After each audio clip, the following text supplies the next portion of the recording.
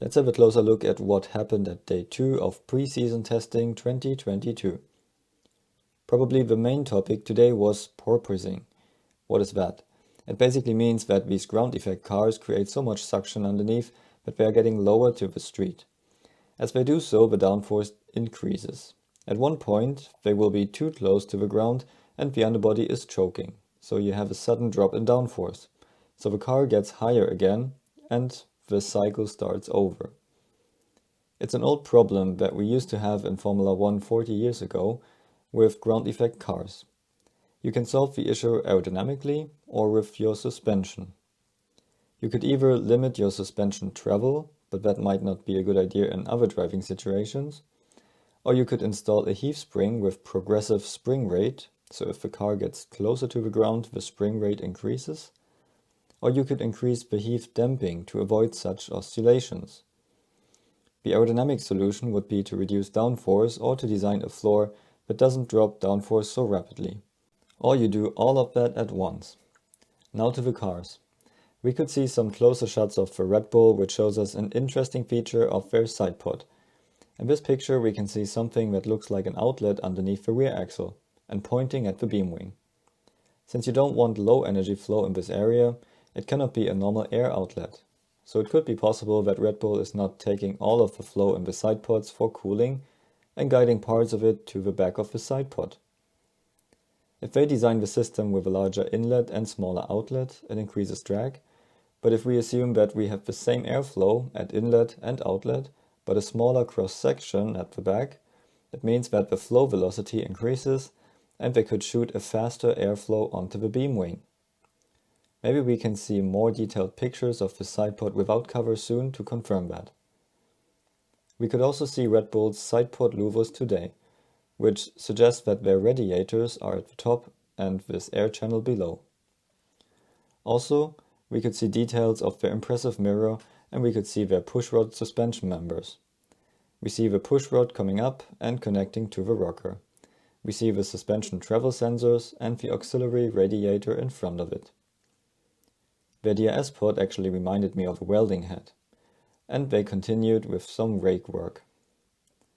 Mercedes flow-vised their front wing today, and we can see very nicely how it's creating outwash and how the stays influence the flow. There is a huge separation bubble behind them, which is also the reason you don't want these on the suction side of the profile, and you want as few stays as possible. This flow-vis then traveled further downstream and shows us the upwash to the cockpit. There is higher pressure in front of the side pod inlet and lower pressure in the cockpit, which then creates that upwash. On the lower side, the flow looks quite messy, which would suggest some leading edge separations, but since this is just some flow-vis which came from the front wing, there's not enough flow-vis to really draw conclusions.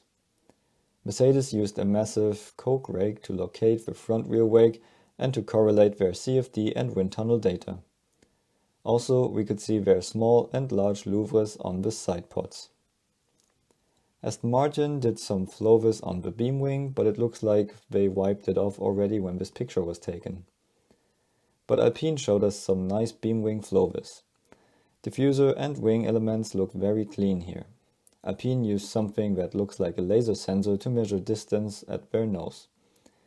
In this position, it looks like they measured the deflection of the first element. AlphaTauri showed us some flow-vis on their side pod too, which shows no surprises and a clean flow around the front. Ferrari showed us how they closed their large louvers in the side pod. It looks like these louvers are always there, and they don't swap it for another panel like other teams. Ferrari also flow-vised their rear wing and we see a pretty clean flow. But we can also see that the flow on the right-hand side is a bit cleaner than on the left-hand side. Flow-vis usually dries within the first kilometers, and the 3 of the 4 first corners in Barcelona are right-hand turns. So I wonder if that has something to do with the unsymmetric flow we see here. Also, nice to see at the end plates is the generated upwash. We could also have a closer look at Ferrari's side pod package. We see the lower side impact structure and the position of the radiators. The space underneath the side pod duct is a great place for ECUs, since it's cool, dry, and easy to reach for mechanics. and if you need to cool one of them, the air duct is just above them. We can see here that the main data cable is currently connected. If the bodywork is on, Ferrari designed a little hatch, so that they can quickly reach that connector. Unfortunately, that hatch is at the widest point of the side pod, where you have lower pressure due to the higher flow velocities.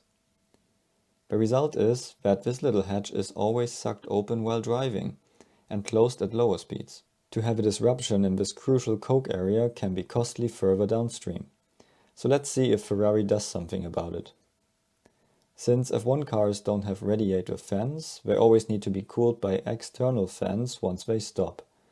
Ferrari uses a cover to seal the air intake, so the cool air will flow through the radiators and not out of the inlet. Interesting here is that Ferrari only cools the outside part of their side pod inlet and leaves the inner one open. So we can assume that the inner one is a separate intake, which is not for cooling. That would also explain why Ferrari's intakes are so wide. So the question is, what do they do with this flow underneath the bodywork? We haven't seen a hidden outlet yet, like at the Red Bull. At the front we can see their pushrod suspension and their heave spring. Interesting is also the narrow pitot tube. Remember, there are air channels running through it. McLaren showed us their bib area, where they used the center flow to guide it back to the upper side and around the side pods instead of into the underbody tunnels like the other teams. Also, McLaren did rake work today and even used 2 large rakes at the same time. But one is for the upper flow and one for the flow underneath the car, so they shouldn't have problems with interference or blockage. Also, compared to other Mercedes power teams, McLaren looks quite heavy on cooling. They have a massive side pod package and large center cooling. And McLaren did this today. They flow visted the whole side of the car. The left-hand side, because the pit garages of their competitors are on the right, so other teams can't see it so easily. This is basically what it looks like if you struggle for correlation. McLaren still uses the Toyota wind tunnel in Cologne, which used to be top-notch years ago, but there are other tunnels today that are far more advanced. Alfa Romeo gave us a good look at their side pod package and high-sitting radiators. We can also see their upper side impact structure here. Alfa used FlowVis today too, and we can see pretty clean rear wing flow. The points are their pressure tappings with which they measure the suction. The first element of the beam wing, however, shows us a not ideal velocity distribution and a massive V separation in the center.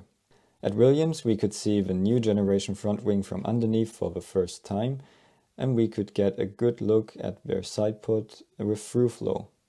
Also they used FlowVis, which looked very clean.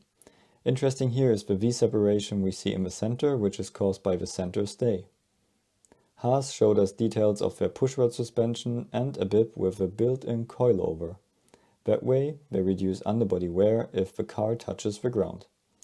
So all in all, another very interesting day with lots of details and innovations. See you at the next video.